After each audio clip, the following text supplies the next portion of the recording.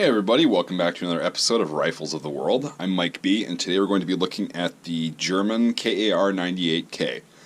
So what that stands for is Karabiner, which means carbine, 98, which means 1898. K stands for kurz, which means short.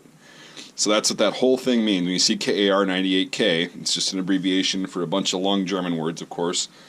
But pretty much this is the carbine version, the last model, refined version of the Gewehr 98, the original model 1898 rifle.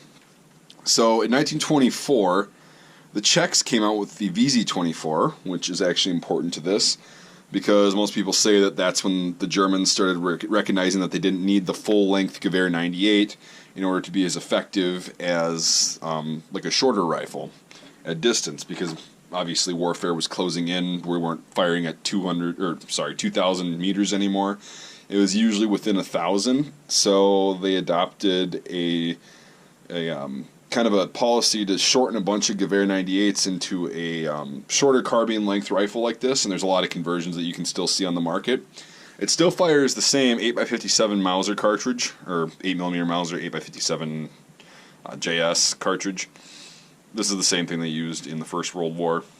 So they didn't change the cartridge or the clip style or anything. But, yeah, there's a few modifications if we take a look at it a little bit closer here. First of all, you've got the stock disc, which is common on some World War I German Gewehr 98 rifles. But you've got, this one's actually got the later cupped butt plate right there. Even though this rifle's dated 1938, but that's a pretty interesting topic to get into on its own. And you've got the sling that actually goes in through the buttstock instead of just on a swivel below, which is the same as the Gewehr 1888 style. You've got a curved bolt handle. It's still the 98 action. You've got the curved bolt handle, and you've got the cutout in the stock for the bolt. That's a key feature. You can tell a K98 pretty easily. That looks like a Gewehr 98, the action itself, the large ring 98 action. But then you've got this rear sight that's just flat. It's not the Langewitzia sight of the roller coaster sight of World War I. You can see it's flat, and it's graduated up to 2,000 meters still. So they were pretty optimistic that they could reach the same distance with a carbine version of the Gewehr 98, which is pretty interesting.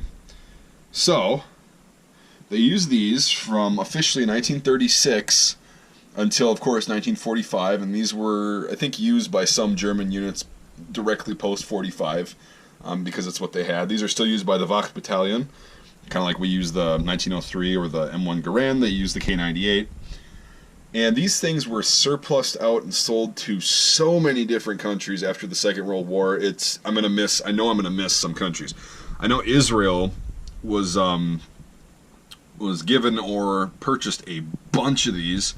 They used these when they were establishing their country, and they also converted a bunch of these to 7.62 NATO or 308.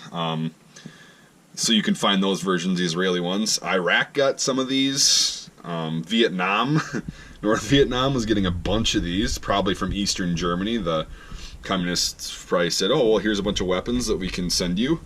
So these were used in Vietnam. These are still being used in Iraq and Afghanistan and Syria, and you name it. Basically, anywhere you can find like an AK or a Soviet weapon, you'll probably find some variant of the K98. The Vietnamese liked them because they were short, compact, lightweight, yet really powerful, and I tend to agree with that. These things are really cool. I've killed several deer with this particular rifle. You can imagine what it would do to a person. It's very effective. The one thing I just don't really care for is the V-notch sight, even though it's got the nice shroud on it. It's just, it's a good battle sight. It's just not my thing personally. The curved bolt is okay, but when you're wearing gloves, it's kind of hard to get to. But the straight bolt digs into you when you're wearing it, so I can understand why they went to that. So, yeah, this thing, obviously the Germans used it and they conquered most of North Africa and Europe and some of Asia, so it was good for something. It's very easy to use, very low maintenance, and yeah, this one's a little bit beat up. This particular model was made in 1938, as you can see on the receiver, by Mauser Oberndorf, and it was refurbished around 1942 or 43. It's got a bunch of stamped parts, like the magazine floor plate. The stock itself looks like it's a replacement. It's a laminate stock, some mid-war.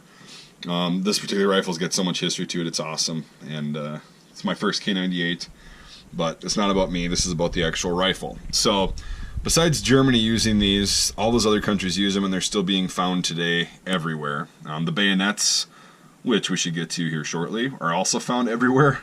I have one that was found in Iraq in 2004, which is pretty interesting, considering that it's that long after, and there's still these bayonets floating around everywhere.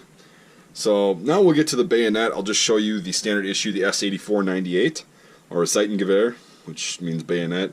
I like German stuff, and I like people that can, you know, pronounce it correctly and teach people how it is instead of like GU98 or something like that.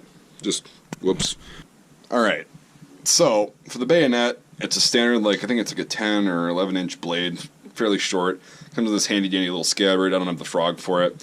This is a later model. The Bakelite handles from about 1940, I believe, on. They were made with Bakelite because it was easier to produce, cheaper, I guess, and it was more durable than wood, straight up. So they were blued originally, so this has got most of the original bluing on it. Got a lot of grease on it too, which is kind of cool. But yeah, you just take this off, and just like every other 98 style locking bar, you know, there's not like a little lug that sticks out of the bottom like on most rifles. It's actually the bar, so even with the cleaning rod, which I don't have on here, these bayonets have a channel in the handle for the cleaning rod to actually be able to go into. So you just stick this in and pull back, and it locks on there. It's pretty tight. It doesn't have the muzzle ring, like, which is pretty interesting, but I wouldn't think that you'd need it because this lug is actually pretty strong. So that's what it looks like with the bayonet on it. You've probably seen these a lot, probably played it in video games. I like the look of it. It's a really nice little rifle. Take it off, you just push this button and take off the bayonet. So I'll stick this back on the table now so we can take a look at it. I'll leave the bayonet out. Ugh, the grease on it. So yeah, hopefully you guys learned something from this. I can never stop learning about the K98. This thing is, I mean, all the different variants and stuff is just insane. There were so many people that produced these in World War II. A lot of civilian manufacturing companies, of course, got thrown in and said, hey, you're going to be making this now. And they were given the machinery. These were also used, I forgot to mention, a lot of these were captured and or sent to Yugoslavia after World War II. So a lot of these that you're going to see in the United States are actually Yugoslavian reworks, and they're going to have the Yugoslavian crest on the receiver and a couple other things. They won't have usually the Waffen amps will be peened off or kind of a little hole pressed into them to deface them. This one doesn't have any of that. There's so many people that are gonna fake these and put like big swastikas and Death's Head and SS runes on the receiver and markings and charge like out the ass for it. Don't fall for that. Usually if it's got something like that, these weren't marked with giant swastikas and SS runes. There were very few SS rifles, and most of those are already in collections. You're not going to see them out in the market. So, also, an all-matching example, like a veteran bringback, where the bolt matches the entire weapon itself, and the stock matches and everything, that's going to fetch at least $2,000 nowadays in good condition. This one is a typical, like, just rode hard and put away wet, like example, a bunch of mismatched parts because it was reserviced. I was going to say resurfaced, but it's not a road.